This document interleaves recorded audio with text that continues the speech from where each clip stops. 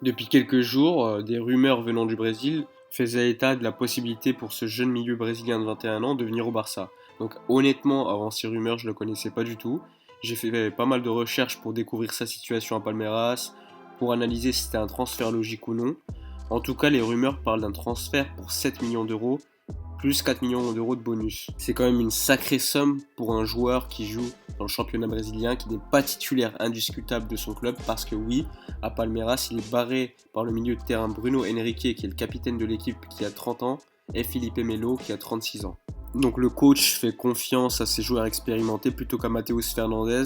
Donc il y a pas mal de critiques des supporters de Palmeiras parce qu'ils considèrent Fernandez comme étant le futur du club, et donc ils comprennent pas que des milieux plutôt expérimentés, proches de la retraite, soient privilégiés plutôt qu'un jeune talent du championnat brésilien. Donc personnellement, je suis allé demander à des Brésiliens ce qu'ils pensaient de ce joueur et s'il avait le niveau Barça.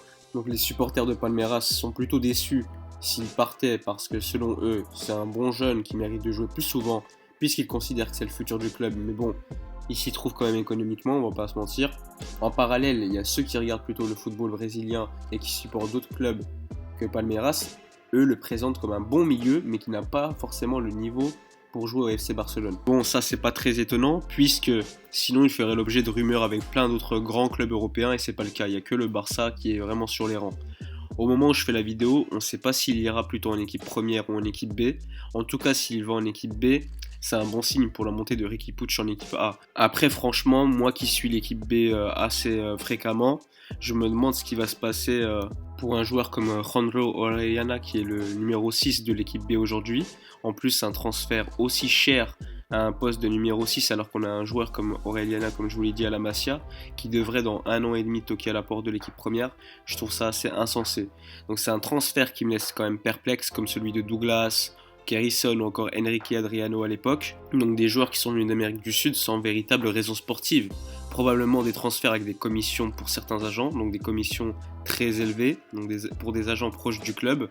Personnellement, je trouve ça assez louche. Mais bon, on verra bien si Matheus Fernandez est un bon joueur, même si à mon avis, un joueur de la Masia devrait être prioritaire, sauf si c'est un crack absolu qui vient du Brésil, tel que Neymar lorsqu'il quittait Santos en 2013. Aujourd'hui, en tout cas, Matheus Fernandez il fait la pré-saison avec Palmeiras en attendant d'obtenir les papiers administratifs lui permettant de voyager vers Barcelone et donc être recruté par le club catalan. En tout cas, il est présenté comme étant un milieu box-to-box assez puissant, qui récupère pas mal de ballons, qui a une bonne frappe de balle. Après, le prix m'étonne quand même assez, puisque 7 millions d'euros plus 4 millions d'euros de bonus, c'est quand même pas mal.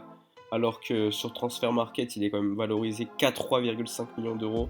Donc il y a une certaine différence qui m'étonne. Ce qu'on sait également, c'est que chez les jeunes, Matheus Fernandez était international brésilien, donc U17 et U20. Bon, il n'a pas joué énormément de matchs dans ces catégories d'âge. On sait également qu'en 2019, il a signé à Palmeiras, puisqu'à la base, il est formé à Botafogo. Il a quitté Botafogo pour Palmeiras en échange de 3,5 millions d'euros qui représentaient 75% des droits. C'est-à-dire que les 25% des droits restants appartiennent toujours au club de Botafogo. C'est-à-dire que si le Barça veut le payer 7 millions d'euros, sur les 7 millions d'euros, 25% iront au club de Botafogo et le reste ira bien donc au club de Palmeiras. Bref, c'est la fin de la vidéo. J'aurais aimé vous parler plus en détail de ce joueur, mais comme je le connais pas, je voudrais pas dire de conneries. En tout cas, donnez-moi votre avis sur ce transfert, si vous connaissez ou non le joueur. Personnellement, je fais pas confiance aux vidéos highlights d'un joueur sur YouTube. À mon avis, il faut voir les matchs pour juger un joueur, il faut voir pas mal de matchs pour savoir s'il a le potentiel pour jouer dans un grand club. Sinon, n'oubliez pas de vous abonner à la chaîne, de liker la vidéo, et à bientôt pour une prochaine vidéo, mais d'ici là, portez-vous bien.